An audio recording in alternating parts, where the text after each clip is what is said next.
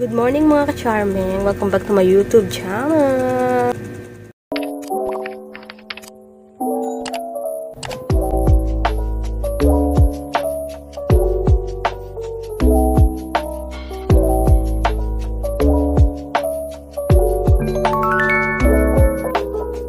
So ayun na nga, may banibago na naman akong YouTube tutorial na ituturo sa inyo mga ka-charming. So please watch this video. Huwag po kayong mag-i-skip. Tapusin nyo po ang video na to para malaman nyo kung ano yung mga 5 tips na ituturo ko sa inyo sa video na to.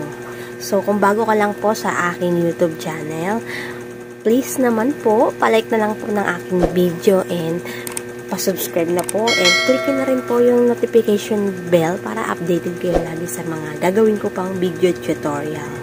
So ayun na nga, tuturo ko na sa inyo ang aking 5 tips. 5 tips para magkaroon kayo ng mga easy content sa inyong mga ginagawang reels sa ating Facebook. So ayun na nga guys, bibigyan ko kayo ng 5 tips. Top 5 content na in demand na pwedeng gawin sa inyong mga reels video ngayong 2023. So, unahin na natin dyan is yung sharing skills. Sharing skills tulad ng pagtatahi. Kunwari, halimbawa sa pagtatahi, marami kayong alam sa pagtahi ng inyong mga sopa or sa pagko-cross stitch. So, yung mga line sa pagtatahi, iba't ibang klase ng pagtatahi, 'di ba? May double thread, may single thread. Pwede nyo yun i-reels kasi short video lang naman yun, 'di ba?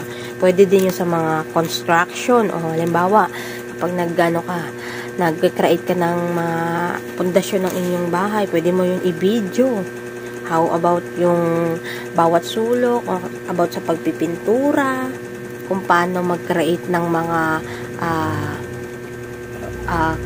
sulok-sulok ng ating mga bahay, paano mag-create ng mga hagdan, all about construction na yun ang mga sa pamamagitan ng sharing skills. Pwede din sa mga halimbawa sa welding, diba? Paano mag-welding, ayun ang mga halimbawa ng ating mga sharing skills. Pwede nyo po yung gawa ng reels video content. And yung number 2 natin is yung reaction video. Halimbawa, pwede pwede itong video ko na to, kunwari, i-reaction nyo, kunwari, i-correct nyo ako. Marami kayong na-miss dito sa ginawa kong video or sa ibang video tutorial. Pwede nyo dong i-download tapos gawan nyo ng reaction video. Kunwari, kukorek nyo yung isang line ng nag-vlog.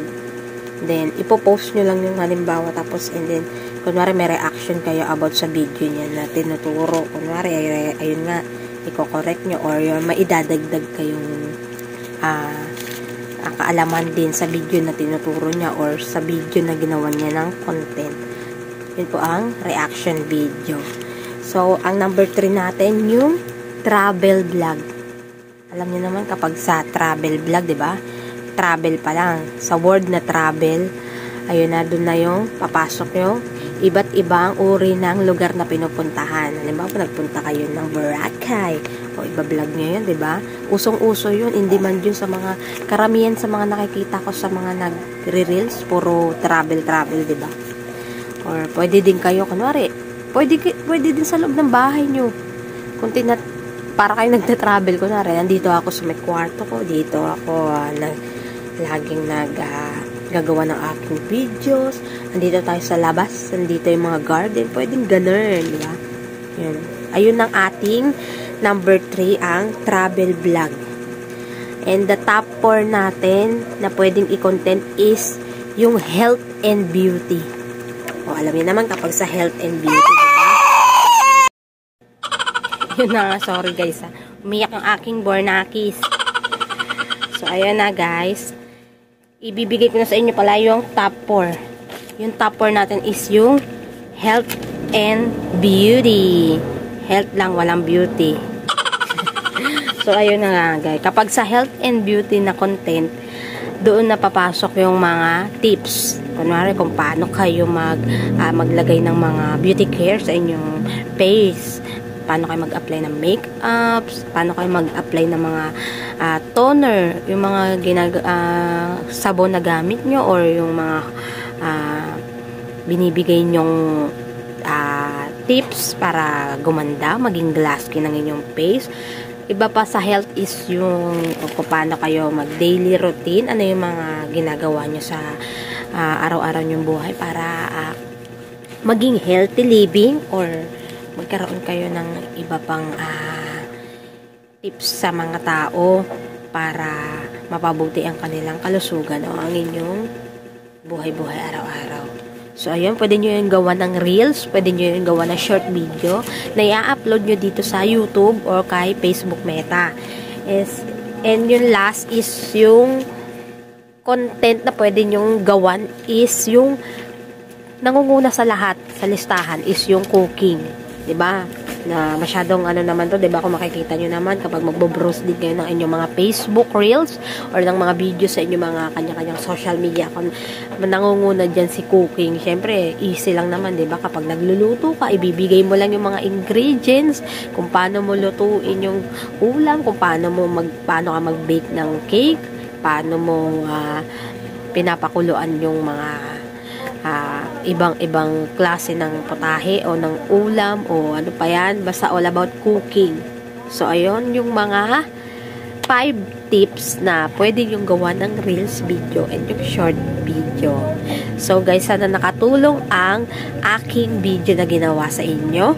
Nagkaroon kayo ng kaalaman para magka-idea kung ano-ano pwedeng i-content sa paggawa ng inyong mga reels video o ng inyong mga short video dito sa ating social media. So, sana guys, nakatulong ang video na to. Huwag nyo kalilimutan na mag-subscribe. Subscribe nyo na yan at para magkaroon kayo ng mga idea at matutunan nyo pa ang iba't ibang klase ng content para mapalawak pa ang inyong skills dito kay YouTube. And sana huwag niyo po kalilimutan na mag-subscribe. Maraming salamat po. Hanggang sa susunod po nating mga video. Subscribe mo na yan. Thank you.